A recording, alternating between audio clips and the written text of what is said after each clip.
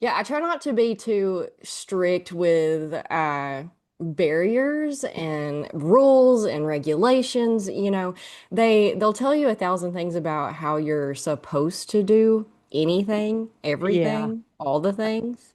Yep. And a lot of us, especially those who are trying to build anything, we see those rules and those regulations and those guidelines, and we really want to make it work. So we're disciplined enough to stick to the consistency of and trying to follow all of the rules. But the truth of the matter is that no one path works for everybody. Hmm. And these rules and regulations that the quote unquote experts throw out are wonderful places to start and try out, throwing noodles at the wall and see what sticks. But each and every one of us have our own path. And if we're too strict to someone else's path, then we can really hinder ourselves. And then we get extra frustrated and stressed out. It's like, it worked for them. Why isn't it working for me? And it's like, well, Oh, because you're. absolutely. There's so much wisdom there. And, I'm a podcaster as well. I've been a podcaster for many years and I've done the same sort of thing where I'm like, oh, these people are saying it's better if it's shorter or and I took that as like, okay, well, it works for them. So, but the genre that you're in is important as well because for some genres, people are just wanting a quick hit and they don't want to go deep. They want it to be fast. They want it to be to the point. But when you're going deeper, when you have content that goes deeper, I think that you're absolutely right. It's good to give time for it to ease into it, to see what floats up. I've had other resources where it's like, oh, you've got to be big on LinkedIn. That's where it's at. That's where it's at. Put all your, we've gotten so much out of really investing into LinkedIn. Well, these are it's a different genre. You're going to find different people are attracted to different platforms because of what they're looking for. And I'm like, LinkedIn is not, I mean, I just know from experience, like that's not where people are looking for personal, like spiritual growth, personal growth. Like it's just, so you can't really take it across the board to say like, oh, people who listen to podcasts do this. It's like, Mhm. oh my gosh, there are so many different podcasts out there. There's so much different content. People go different places when they're inspired for different parts of aspects of themselves, so it's wise. Yeah, and no matter the subject, whether we're talking about podcasting or personal development or Mhm. whatever, like literally Yeah. whatever, take a certain sport that you're super into. It doesn't matter Mhm. what the subject is, you could analyze it to death. You could Absolutely. you could spend all of your time researching and creating diagrams and getting Hmm. data and analyzing that and seeing what works for this and what works for that. And what's hilarious is that as soon as you establish a baseline, it's probably going to change because Yeah. the world is evolving, people are A evolving, hundred society. percent. Yep, 100%. I love it.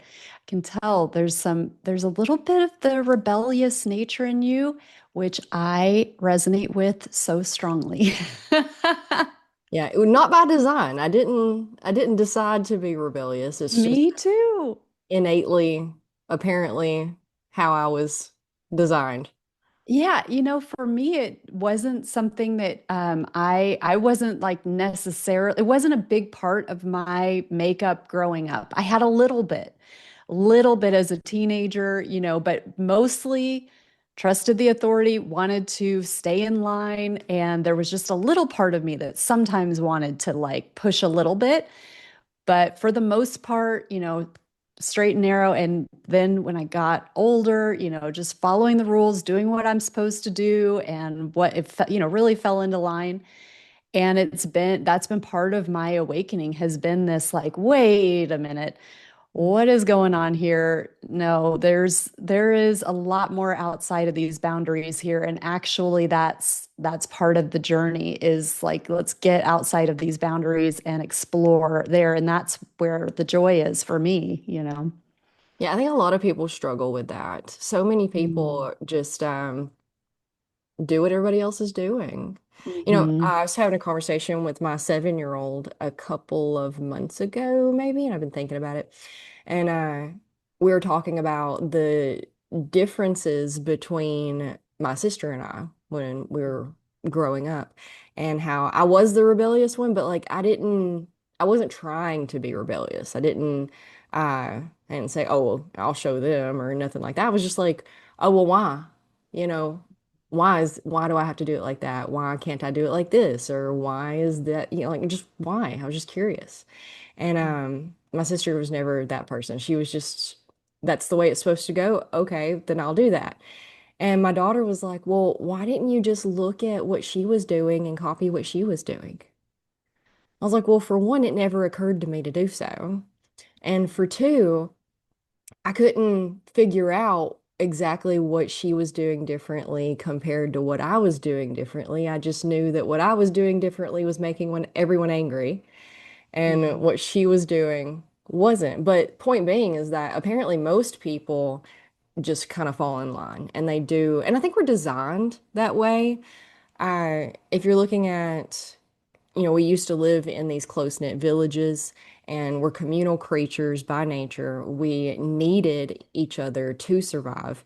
So you needed the village to like you, accept you, and love you because then they would care for you and help you. And if they didn't like you, you would be ostracized. And that pretty much meant death for most Hmm. individuals because, just the bare bones of survival is too much for most one individual to handle.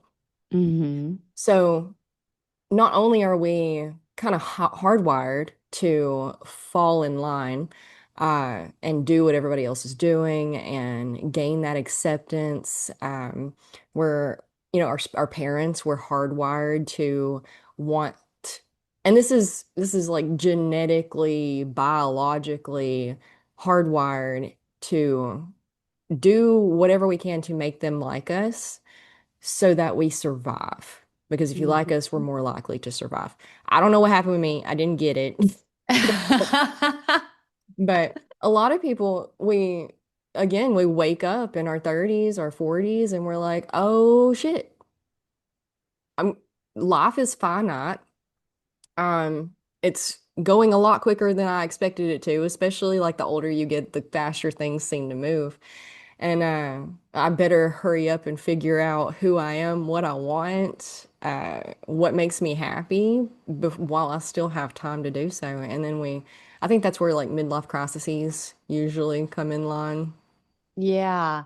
Well, and I wonder, like, it's fascinating the thread that this is going in because I feel like it is common in a way for people in their 30s and 40s to start to question things.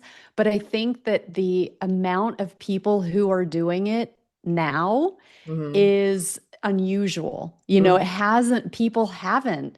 They might have had a crisis, a midlife crisis. That's been going on for a long time, but it maybe hasn't taken people as deeply and had them question as much and as deeply as, and maybe that's just because I wasn't seeing it in the age, in that age span where it's like, wow, a lot of people in their 30s and 40s are having these massive transitions and changes. Maybe if I'd been in my 30s or 40s, you know, 50 years ago, I would have seen it in a way that is hidden because I wasn't part of those generations. But it does seem that there is this massive awakening, and a big part of it is this, wait a minute, this is my life. Like, what do I believe, and how do I want to live it, and how much control do I have to live the life that I actually am inspired to live and to uh, have more personal power to explore what makes me happy rather than fall in line, and to stand up for myself, and to stand up for people who I would normally see who are suffering, but I don't want to put myself out there to call it out because I don't want to be a target Hmm. for the other side or whatever it might be. So it's really fascinating. Yeah, I think the internet has caused a lot of it because, again, if our memories are so short for like history, we think that these things in history happened way longer ago than they actually did. And, you know, before the internet, which is super, super, super brand new, you only had the examples of the people around you. So you didn't really know what was possible. And you didn't really have to explore other options because there really weren't a whole lot of options. And the people around you were doing X, Y, or Z. So you just kind of also did X, Y, or Z because what else was there? We didn't know. Yeah. It took me so long to find spirituality and meditation and all of these things that it's pretty common knowledge now, but 15 years ago, most people had in my area anyway had never heard of because I grew up without the internet and smartphones came about when I was in my late teens. I was Hmm. probably 19, something like, when smartphones came about. Um, so before then, where are you from? Indiana. Indiana. Okay. I'm in Hmm. Alabama, Hmm. Bible Belt. And so, of course, I was raised in church, as everyone around here was. And that was the only framework we had for any kind of spirituality. And let me tell you, it was lacking in a lot of ways. And not that it's innately lacking, we could talk about that forever, but I saw a lot of discrepancies between what was being taught and what was actually happening. So it turned Hmm. me off from it pretty early on. Again, I was a questioner just by nature, a curious kid, and they don't like that. And then, so I was pretty well turned away from the church pretty early on, but still had to go all the time until I was probably about 16 and got a job. Everybody was like, okay, well, I'm not going to force you to go. So, and that's when I finally stopped going. But for the longest time, it drove me crazy. I was like, I felt in a limbo, kind of lost. Like I knew there was some kind of spiritual something or another that I needed that and no, it wasn't even a want. It was a literal need, like food, water, shelter. I feel like we really need some sort of spiritual aspect to feel whole and grounded and purposeful, sort of within ourselves. But if it's not Christianity, what is it if you have no other option, no other examples for what it could be? But, I was always drawn to like, Harry Potter and Lord of the Rings and uh, Chinese, Chinese, India, Japanese, those Eastern cultures. I was really drawn to that. I knew it was something in that direction, but I couldn't wrap my head around it, couldn't figure out what it was until I found yoga, which I think is a lot of people's stepping stone into these types of things. And I Hmm. started doing research on how to be successful, and because literally that's all I knew as like fixing to go into college, got to figure out what I want to do with college. And so I just started Googling how to be successful, and meditation was a common denominator in all of those. So I Hmm. started exploring that, and here we are years later. Yeah.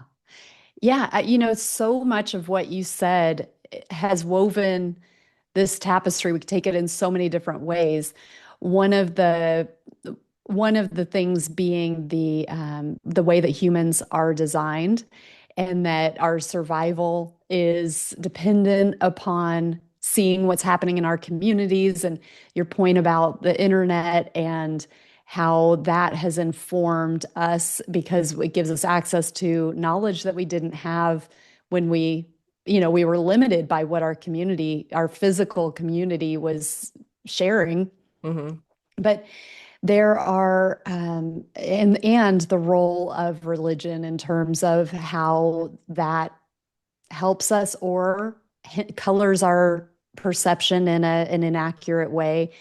Um, there you can go even like really, really far out there where they have found things within our DNA, within our genetic design that indicates, and this is like Ivy League research that is showing that there has been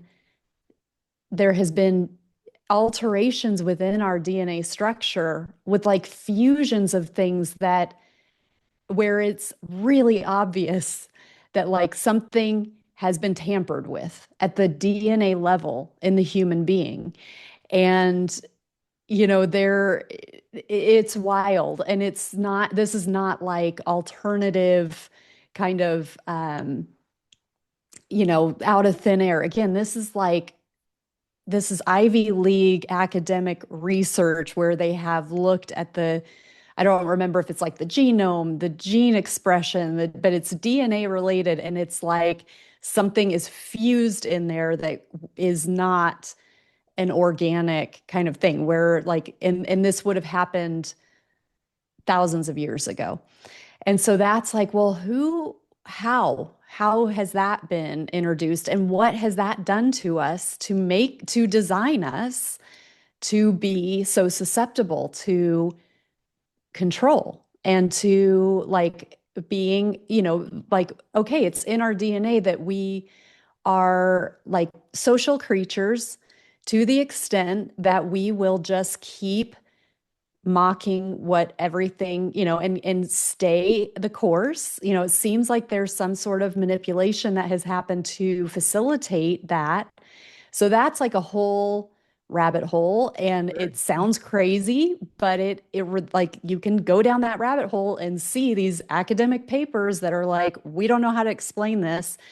Um, and then there's the historical side to it as well. There's the history that we learn in school and through the media, and that is inaccurate. It's written from the winner's perspective, Hmm. and you can go down those rabbit holes and understand, like, wow, the history and what was really going on behind the scenes of major historical events that changed the course of history that we are still living with in terms of everything, every aspect of our life, from finances and the government and social things. All of that is built upon illusion. It's built upon a story that we have been sold that is inaccurate. It is false. Hmm. And it sounds nuts because it's been how our reality has been constructed. We've grown up and been raised in illusion, and Hmm. it's a deliberate illusion combined with our genetic makeup to stay in line, to not rock the boat, to because of all the things that psychologically you talked about with being ostracized and survival, and just the way that we, to the desire to be liked, the desire to be accepted by the community, all of these things, to go against that, it takes so much strength, and it takes so much courage, and it takes so much risk Hmm. to accept a bigger picture, even when the facts are, and to express it. And so, and then we're in this digital age with shadow banning, and we've got, artificial intelligence that's scanning for, coming out of the narrative, the general. So if you're going to go against the general narrative, which is that is the threat, because there are these, again, it sounds paranoid, it sounds crazy, but when you do start researching, it is like, oh my God, these things just fall into place, but it sounds nuts.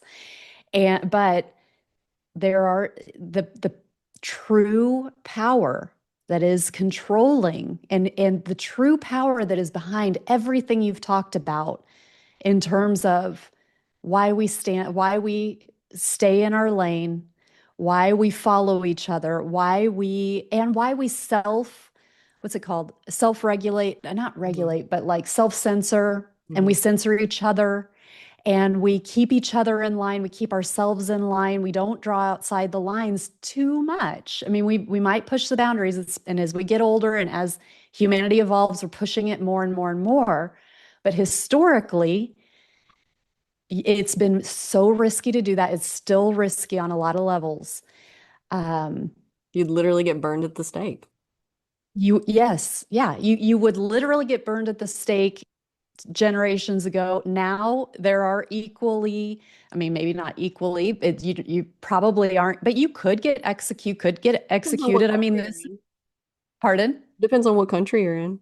Exactly. And there are really effective psychological means that and financial ways that, there's the control of the people by the few it's getting like tighter and tighter and tighter.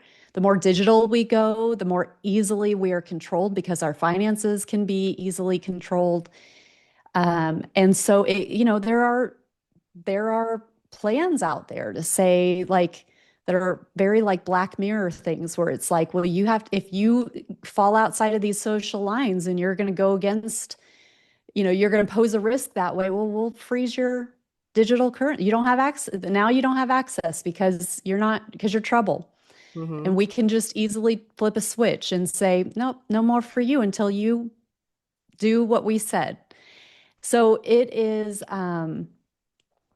startling, it's deep, it's corrupt, it's inverted, but there's so many pieces to it that you can look at it just from the societal construct that we've all grown up in and how we've all perpetuated this just because it's within our genetic memory, it's within our conditioning, it's within our family lines, it's within our community lines. We're just imitating and parroting what we've been brought up in. Hmm. But then when you even go deeper than that, it's like, wow, there's been also deliberate action Hmm. to say, oh, this is how this works in the favor of a very, very few. But it's crazy. It's crazy. And I know it sounds crazy, and I haven't even really gone deep into any of it, but it's like it's a tangled web, and the empowerment that comes from recognizing it, seeing it, um, that is where the power comes back to us. And the more people that start to accept that, the more the floodgates open in terms of awakening more and more to the reality and to our potential Hmm. and to us reclaiming who we really are and being able to more easily be in alignment and be purposeful, living in our soul purpose. Um, so it's a big web. It's a big, messy, tangled web that we're in. Yeah, for sure. And people already are riddled with stress and anxiety on a daily basis. And it's tempting to just put your blinders up and, not look at it, not pay attention to it. And that's what a lot of people have done for a really long time. And, well, you know, again, before the internet, people were more trusting of the people and the powers that rule us all. Because again, they didn't have any examples. They didn't have any reason to distrust it, really, because the information was hidden. It wasn't out there. And now it is. And you're right.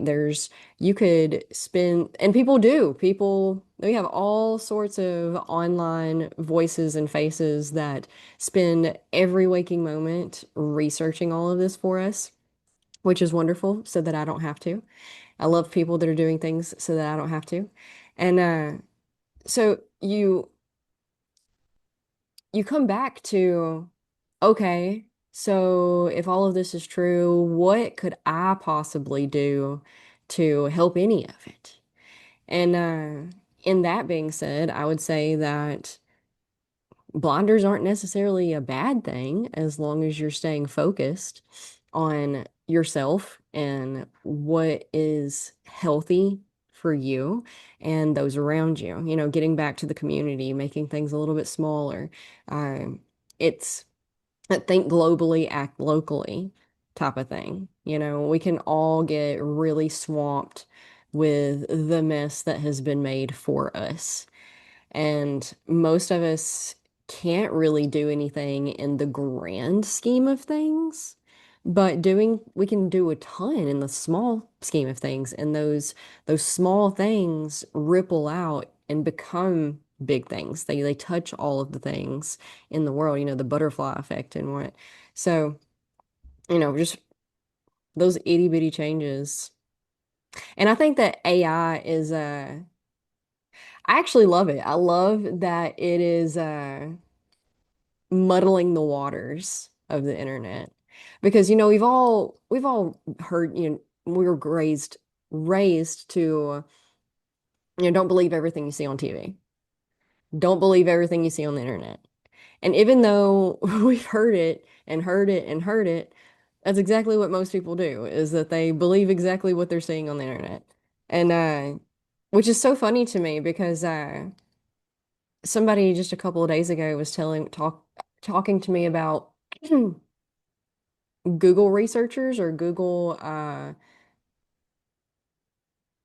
they used a word. I don't remember what it was, but essentially it means that they Google something and they just click on the first thing that pops up and then they take that as Like a being, Google expert or something, yeah, or yeah. uh-huh. And they take that for being the truth. And which is so funny to me because even though my childhood was before the internet. When I got into high school, we were utilizing the internet for research papers. And they drilled it into us about how you have to pay attention to the resources. You know, you don't just take the first thing you see. You got to like look at a ton of things and then you got to read them and you got to look at who posted it, where did that information come from? And you really have to like do your, and so it's hilarious to me that I don't know how we lost this skill. I don't like, did y'all not? That was like 101 every single day of literature and history. You know, when we're doing these papers, like you have to make sure you have a Cite your reputable source. sources. Cite Yeah. your sources. It's Hmm. bare bones basic, guys. But um most of us don't. And, you know, there's so much information that we can't really research every single little thing. And in that, you know, I'm really big into minimalism and minimalizing what you intake because, again, if you need to research every little thing, but you have 25 things, it's a lot of things to research for one day, you know, just for perimeter's sake. Uh, maybe backing it back to three or four things, you know, being less is more, essentially. You do Hmm. a quality over quantity is what we really need to focus on. But anyway, back to the AI thing. I love that AI is muddying the waters even more for us because, again, what is reality? And yes, we can go on these rabbit holes and researches and figure out this or that. The truth at the end of it is that we don't know a whole lot more than what we do know. Just like at the top levels, okay? I'm not saying like me and you, but as a society, as a human species, there's way more that we don't know than we do know. And that's hilarious. But also like it's terrifying but also freeing. It's liberating because if there's so many things trying to tell us what reality is when we don't even know as a like species what reality is. You know, going back to the human DNA alteration thing, was that aliens? Was it extra dimensional creatures? Like extra dimensional humans? Was it what we consider God or angels? Was it simply just us doing what we do with like CRISPR and whatnot, thousands and thousands and thousands and tens of thousands of years ago before, whatever took us out the first what, three times? Who knows? Who knows? We don't know. It's Right. all speculation, theory. We can tell you a few crumbs of what is truth. But even then, we get to the theory of like jumping timelines and realities. Oh my And gosh. Yeah. what is truth? Multiverse and oh my goodness. There's so much wisdom there and so much richness to it. And I love what you talk about with coming back to the minimalism and really taking on what we can and understanding our sphere of control.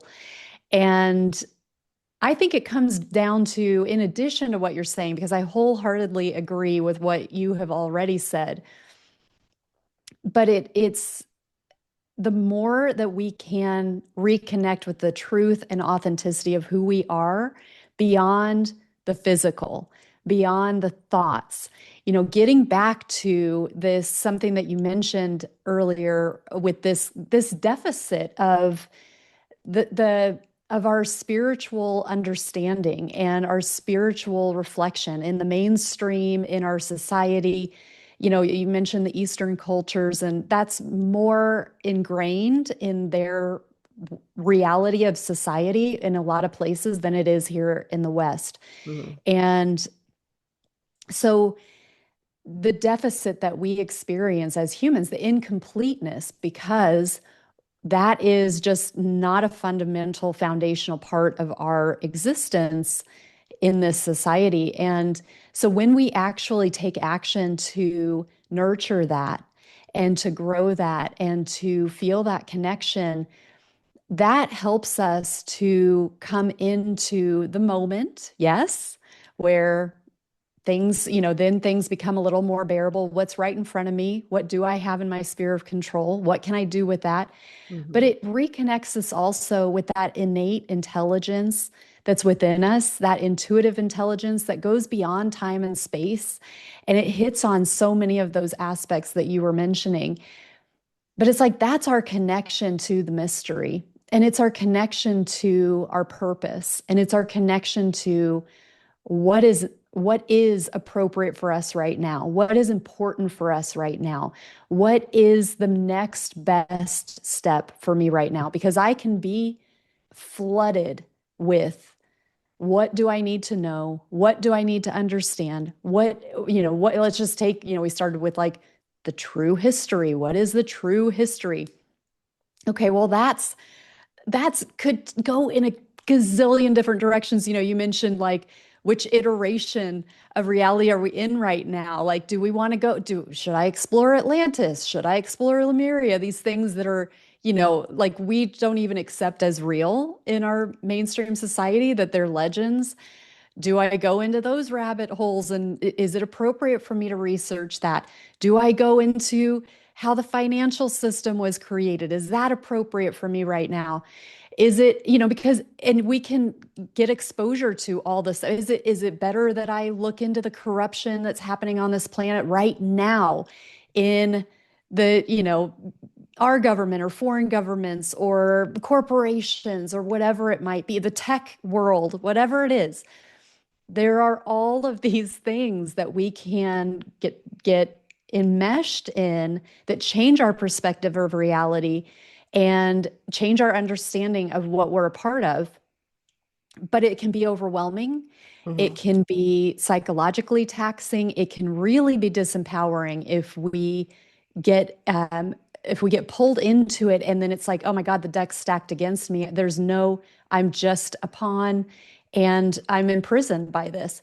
Mhm. But the antidote to that is nurturing that connection to our own higher self, however we want to think of it. There is this, temporary human vehicle the human body, the thoughts, the emotions, all of those things that are part of this human lifetime. But we all have something beyond that. And when we take time to just be and to not be doing, but just to be with our breath, just to be in this moment, just to feel the chair underneath us, to feel the air against our skin, to feel the clothes against our skin, to feel the breath moving in and out, letting the breath go down into the belly. All of these like little ways that we can use the physical reality, our physical experience, but we can witness it. And when we get into that witness mode, then we start to tap into something that is that animating force that is behind and within and above and beneath that physical experience. And that connection is so critical because when we start to nurture that connection, we start to experience that aspect of who we are more and more and more. Then we start organizing, our reality starts organizing around us. And things like synchronicities start to happen. We start to be guided by an intelligence that is beyond our human mind. And that will bring us information that is appropriate for right now. I mean, I experience this a lot where I'm like, information just finds its way to me and opens up my understanding in a new way about any given topic. And then that becomes relevant for future conversations in a way that I'm like spellbound by because I'm like, oh my God, I just learned about this.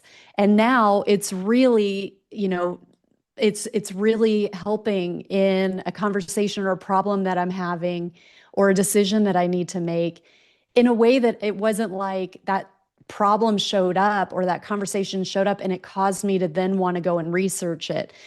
It's this beautiful orchestration that happens where the right things show up at the right time.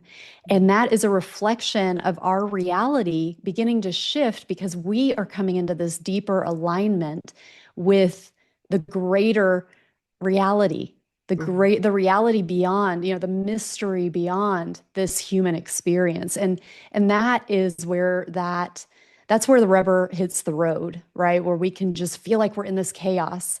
But if we can come back, and you mentioned this about like if you just can focus on yourself and grow yourself and work on yourself, and people may think, but the world's falling apart. How Mhm. can I take time to worry about myself? Because so many times we what's the word, like epitomize, we Catastrophize? catastrophize, but like, or glorify. I Mm. was thinking the other way, where it's like we glorify these people who are self-sacrificing, and it's like everybody else first. And we have this mentality, we do glorify that, where That's those what are the Jesus did, heroes. right? Pardon me? That's what Jesus did, right? Right. But Jesus also was a master and he very much worked on himself at the spiritual level and he attained these amazing masterful spiritual levels where he was holding this energy and this light that affected reality way beyond himself. But the reason that he was able to affect so much positive change in his lifetime and beyond is because of the work that he did on himself. Mhm. So, I just really honor that what you were mentioning, and people may feel like, well, no, I'll come last. I'll do myself last. Let me clean up all this other stuff. And we really can't Mm-mm. until we work on that connection within ourselves and let that really get that anchored in, let that um, be radiating from us. And again, there is this just very mysterious, it is reality starts to shift around us in favor of a higher experience. Yeah. Well, the macrocosm mirrors the microcosm. So Mhm. another way of interpreting that is we don't see the world as it is, we see the world as we are. Mm. And I mean, yeah, there's problems, but if you're looking for problems, you're gonna find problems. If you're looking for healthy stuff, you're going to find healthy stuff. If you're looking for good things, you're going to find good things, you know. Uh, so arguably, the world is as messed up as it is because we're not taking care of ourselves on a smaller scale. You know, the microcosm and the macrocosm, they mirror one another, as within, so without. So, in a very magical way, taking care of yourself and focusing on your own health and well-being in all of the ways. And that's, you know, we've highlighted physical health for a long time. Mental health has started coming into the mainstream, so that's great. Emotional health kind of goes with the mental health, but it's kind of a mixture of both. But then we also have spiritual health. And, you know, we're this multifaceted being. And if we're not taking care of all of those aspects within ourselves, then of course we're not taking care of the societal aspect. Because they're, you know, grand, the whole ant bed is as healthy as the members of, you know, or Mm. beehive, whatever. It's probably beehive's probably better than ant beds. There's ants earlier in my on my front porch that I was talking to. But um, you know, there's if we're not taking care of ourselves individually, then you're right, we don't have the capacity to help take care of the community, help take care, you know, if we're not on the smallest scale, if we're not taking care of ourselves, then in all of our aspects and our needs and meeting our needs, and that means holding boundaries where boundaries need to be held and prioritizing your rest, uh, positive food choices, interactions with people, then we become the worst versions of ourselves in spur of the moment decisions and like interactions. And, you know, uh, a great example is the parent who's burnt out snaps at the kid who then turns around and is a bully at school. And then, you know, like it just creates this never-ending chain of events that end up with bad things. All because what? You needed a nap. You could have Mhm. just taken a nap, and then all of those chain of events may not have occurred the way they did. It may have just, and it's the simplest things. And we don't think that things should be that simple. Uh, but yeah, reality's more malleable and abstract than we want it to be, than we think it should be. We want to put everything in boxes, and boxes are great for to an extent with understanding and knowing where to go and what to do. But again, back to the rules and regulations, you know, that's boxes. Life is abstract. It's not boxes and regulations. It's not clear cut anything. It's I use an example a lot of between Eastern cultures and Western cultures. Our languages pretty well dictate our reality and how we view the world as each individual culture. And so English, for example, has a Newtonian logic to it. A plus B equals C. So we tend to think in more concrete modalities. And that's why we have like the left or the right, and nobody's in the middle. And then we have everything's clear cut. It's this or it's that. And in Eastern cultures, they have a more paradoxical way, paradoxical language, therefore paradoxical way of thinking. So everything's more circular and rounded instead of linear. So over there, A plus B could equal C, or maybe it equals D, or maybe it equals E, or maybe it equals Z. We don't know.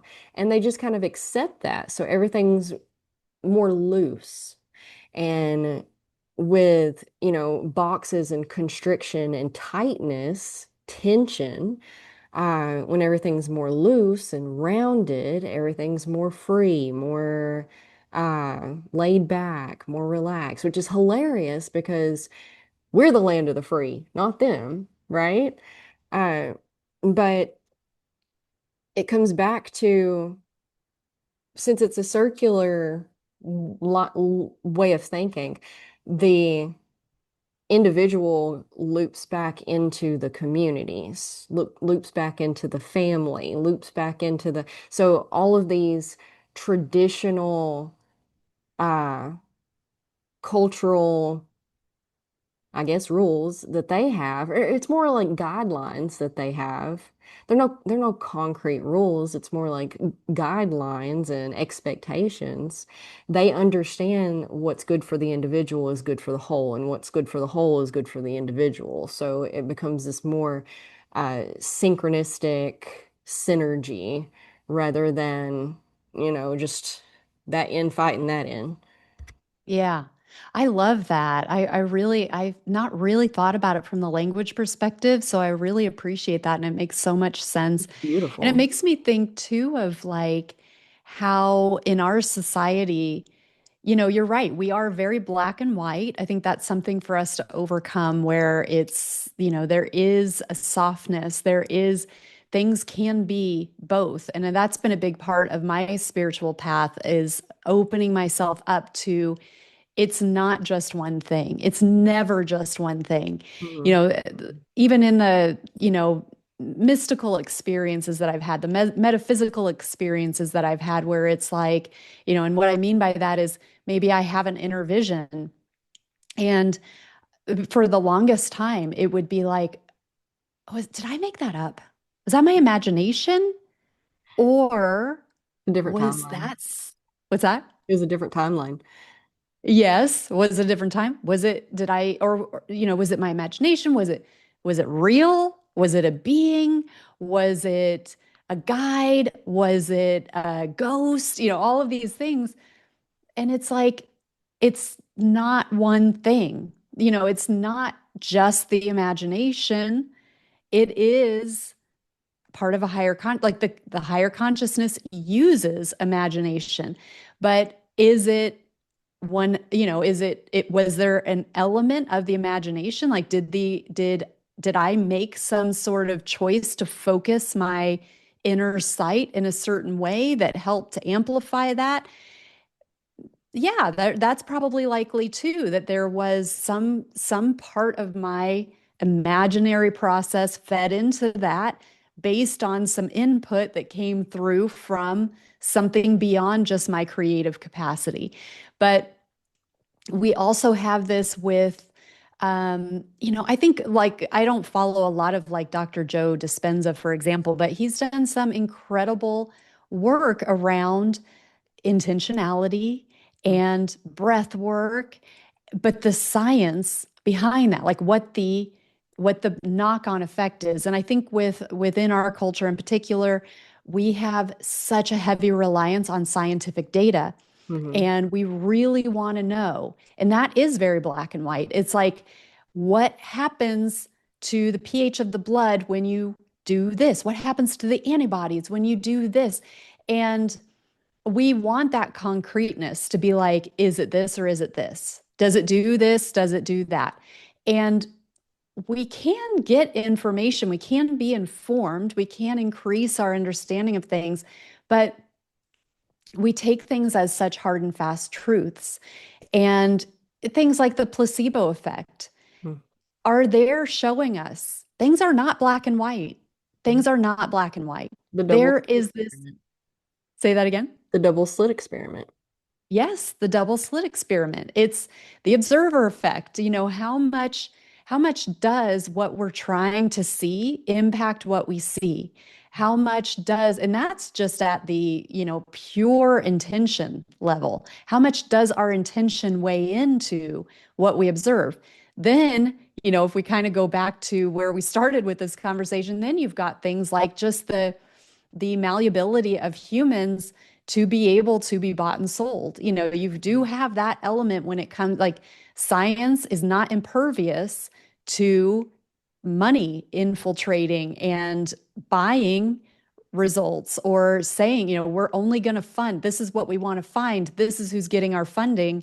If you're not going to be focused on this, you don't get funding.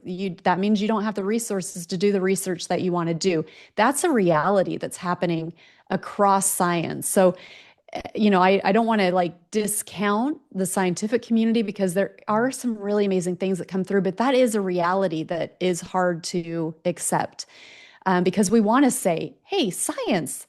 I mean, there people are very almost religious about science and glamorize it and glorify it. And it's like it is not as pure as we want it to be. Nope. But even if you had it completely pure from the human perspective, completely pure heart, exactly what you said, the double slit experiment shows us that the observer effect has a really powerful pull on what the results are. And if we think about the placebo effect, what is the placebo effect? We are so conditioned to be like, the placebo effect means something doesn't work. It means that a drug doesn't work. The placebo effect is showing us the power of intention. It shows us the natural healing capabilities of our body. That if we just think and expect that something is going to change us, it does. Whether there is a chemical, molecular component that is actually chemically working and interacting with our body, or whether it is just our belief, that is so powerful. Hmm. And so, there is just this real malleability, which can be a really beautiful thing. But it also shows that things are not black and white. There is a whole spectrum. And in the West, I think that that's a big, it's such a big ingrained part of our culture. And such an invisible part of our culture, right? And then with the Eastern, philosophies and language, even like what you were highlighting, it's like such a part of just who they are, how they're raised, how they speak to each other, how they view the world. So it is kind of this other thing for us to just be aware of, that. And again, it's been such a part of my journey to release that black and white, and that yes or no, and that like ones and zeros, and be like, wow, there's a third thing, there's a fourth thing, Hmm. and things are blurry, and that's okay. And it's there's a lot of opportunity for us in personal growth when we accept that third thing, that fourth thing, you know. Hmm. Yeah, when we open our mind, everything gets way more free when you stop attaching your ideas and beliefs to this or that and just being like, I don't know. I don't know what it Yeah, is. Nobody knows what it is. It's fine. yeah, And that's what I meant earlier when I was talking about AI muddling the algorithms and the media and all of the things. We've never been able to tell what was real and what was not. We just thought we could. And like you said, results can be bought and sold. And science has been muddled by money, and it's also been muddled by the researchers' own biases. And we have this feeling that, or this belief that, science should be unencrypted, incorruptible. yes, that. And it's not true because it comes from us, just like even textbooks have errors, even books have spelling problems. Like it just everything comes from people that we know to be this or that. The only true truth is walking outside and like touching the tree and figuring it out yourself. That's really all we got. And so the more that we can open our mind to what even is reality and remember, we're faulty just by nature. Our memories are Absolute garbage. Every single one of us. You know, my parents are getting older. My grandmother, they're always talking about how their memories just don't work like they used to. And I'm like, I'm not sure that, like, you probably just had the illusion that it worked really good. Uh, Yeah. because I can't remember a time when my memory did work well, and that obviously Uh-huh. has nothing to do with age. And Mhm. especially in the society that we live today, there's just so many things to remember or to keep up with. Our brains are just not built for that. But I'll have conversation with my friends who are the same age as me. And I'm like, when you said this right here, and they're like, that never happened. I'm like, it sure did the other day. And they're like, I didn't say that. I would have never. What are you talking about? That did not happen. And I'm like, so an ongoing joke in my little circle in real life is, oh, it must have been the other Melissa. Oh, it must have been, we must have shifted timelines. My Yes. son yesterday, we were in the kitchen and my husband offered him something. I don't remember what it was. It was some food or drink. And he's 10, my son. His uh, response was, I don't like that. They were like, oh, since when? And it was like, I've never liked that. And me and my husband both were like, mm, you for sure. Okay. That we must have shifted timelines. That must have been the other Rowan. Because, and I mean, like, life is that abstract. Who knows? Who knows what the truth is? And the sooner that we can get to this point of, you know what? You know what I know? Nothing. I know Yeah. absolutely nothing. I know what is happening to me right now Right in this now. and that's all Yes. you have. And so Yeah. many of us are, we're so distracted by what's happening in the other countries, what's happening over there and with that person and with that person, that most of us have no idea what's happening in our own bodies, what's happening in our own minds, in our own hearts. And, I teach uh, restorative yoga, which is more meditative in nature than physical. And it's so uncomfortable for people to sit still and be with themselves. They've never done it. And when they do start to do it, it starts opening up the floodgates of emotions, and that's uncomfortable. But that's the only truth we truly have. Yes, absolutely.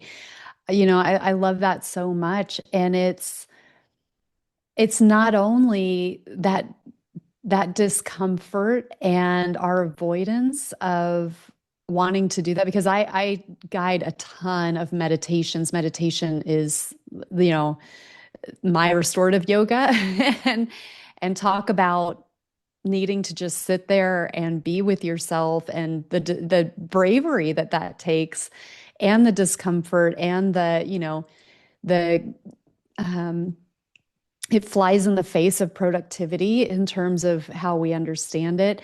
But there's I've underneath all of that, there's also that shadow element, which I think is coming into the picture more and more on the collective level, but also I'm seeing it a lot in the individual levels in my own life, where these hidden things are rising and they're ready, they're like wanting to be seen. And the discomfort that comes from sitting with ourselves. And so you're talking about being in restorative yoga, and that can be really uncomfortable because we're just sitting with ourselves and we're not used to doing that. And we're not allowing ourselves to be distracted. And similarly with meditation, but when just that shift of just being present and just being with ourselves. And then when things, okay, I get comfortable with that. Okay, I'm getting used to just being and just like reconnecting with myself. Then we have things that start to rise up, like parts of ourselves that we don't want to accept, Hmm. memories that we've hidden, that we've locked away, that start to surface, um, understandings about the way that we operate, new ways of seeing the defensives that we put up and how they actually aren't serving us. All of these parts that start to come up with a practice that is reflective or that even that is just holding space for whatever wants to come up. There can be things there can be things that come up with that highlight parts of ourselves that we don't necessarily want to embrace. And there is a at least from my perspective, an instantaneously like, nope, put that away, go back to where you came from. Don't want to look at that. Don't want to acknowledge that. Don't want to think about that way. I Mhm. don't want to see myself as in the wrong with that conversation that I had, whatever it might be that starts to rise. And then it's the noticing, like, oh, wait, I'm trying to box this up. I'm trying to hide this away. I don't want to acknowledge this. I don't want to own it. And then okay, let me look at it. Let me look at it. Let me look at it with an open heart. Let me look at it with neutrality. Let me look at it without labeling it as it was right or it was wrong, Mhm. it was hard or it was beneficial. Let me just be with it is something that happened, or it is something that I believe, or it is something that I think, and just let that be. Try to work with taking out the sting of it or the judgment of it.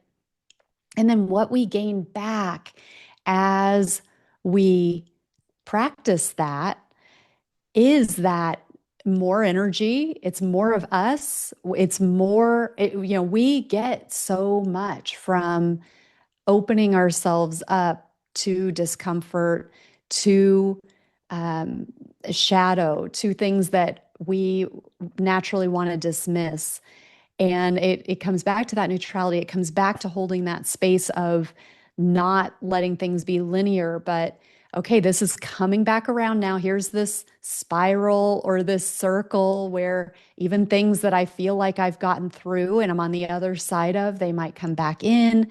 And I have this opportunity to see it in a different way or to understand what's happening in my life from a new perspective because I take in the information that's there from that memory.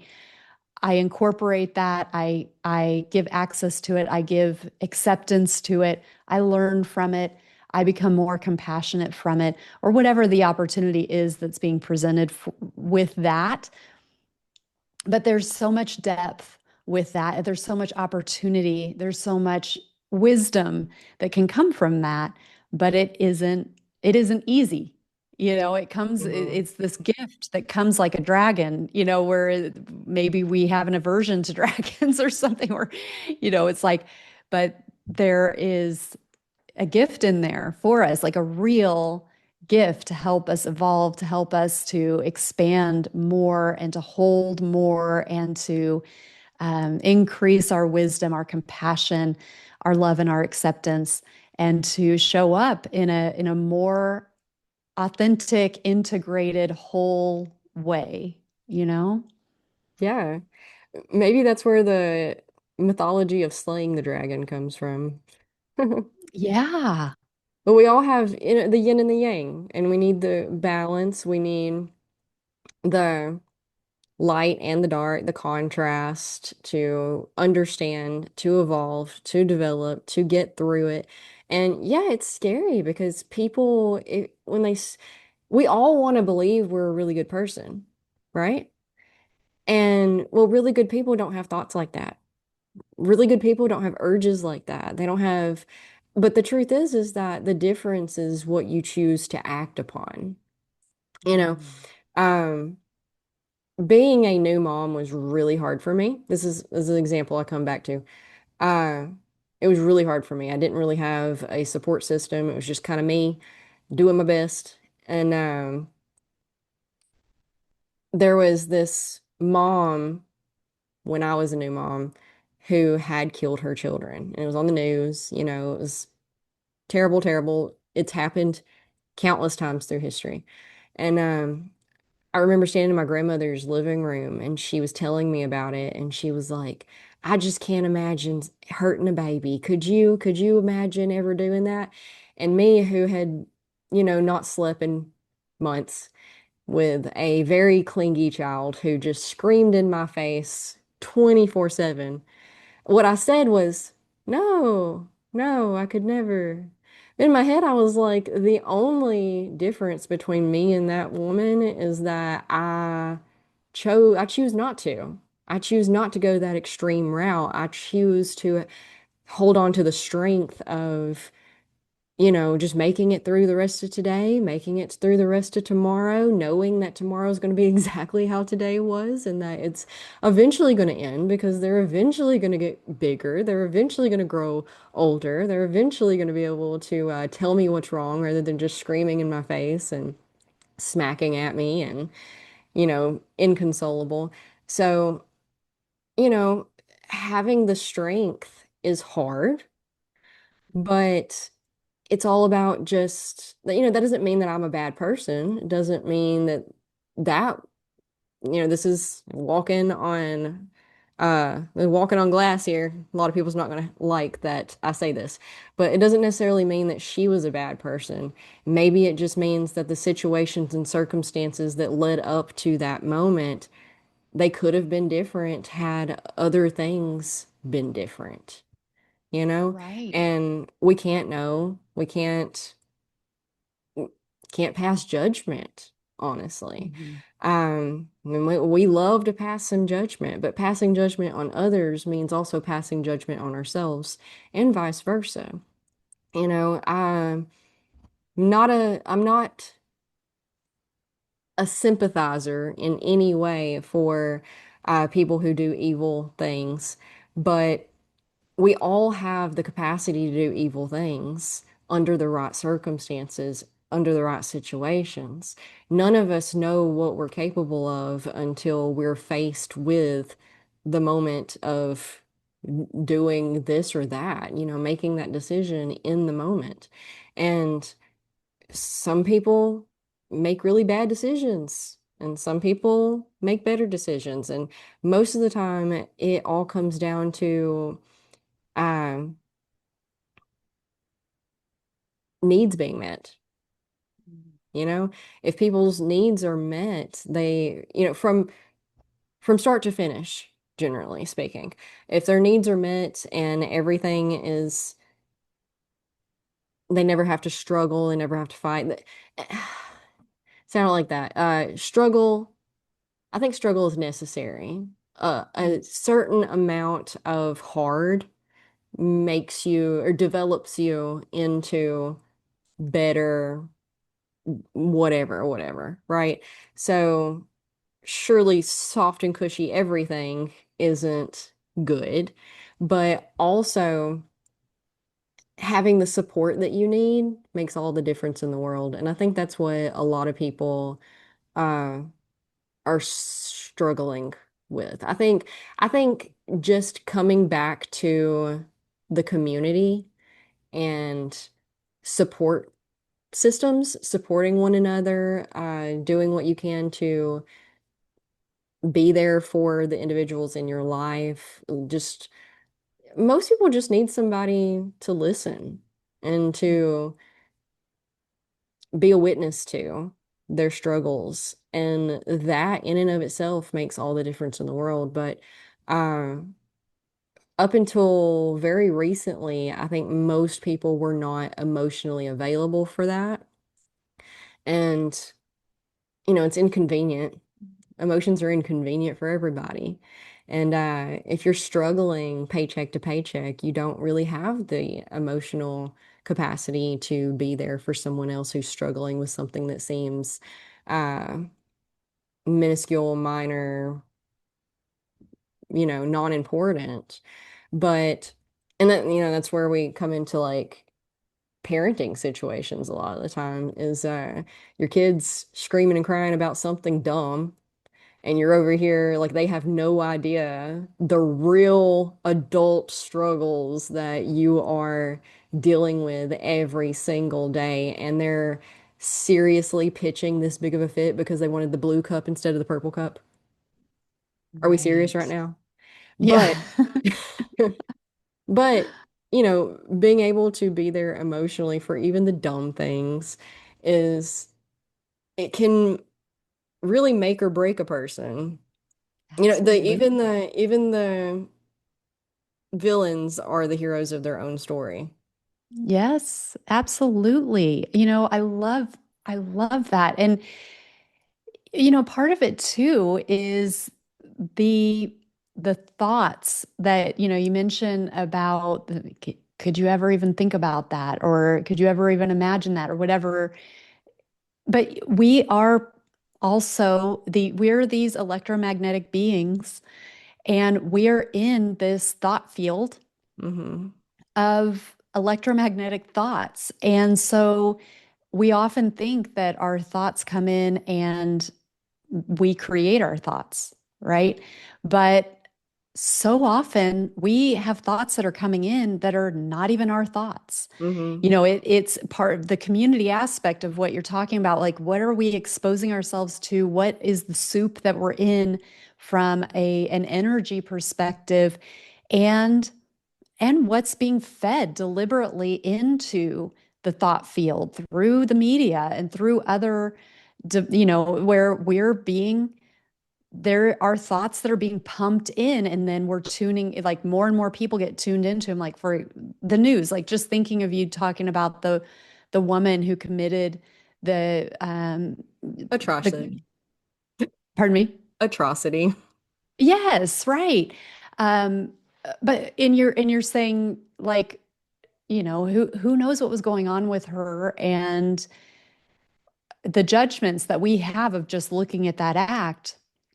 But it's like, the more that we are disconnected from the reality of who we are, and from the witness, and from the more starved we are from that spiritual nourishment, the more susceptible we are to these thoughts that Hmm. aren't even ours. Yep. And so when we understand that, our compassion increases exponentially, because we can understand that when people are taking action from a place and doing things that we just can't even imagine, and we don't have to look very hard for those instances, Mm-mm. particularly right now. It's happening all over the world, and it's very easy.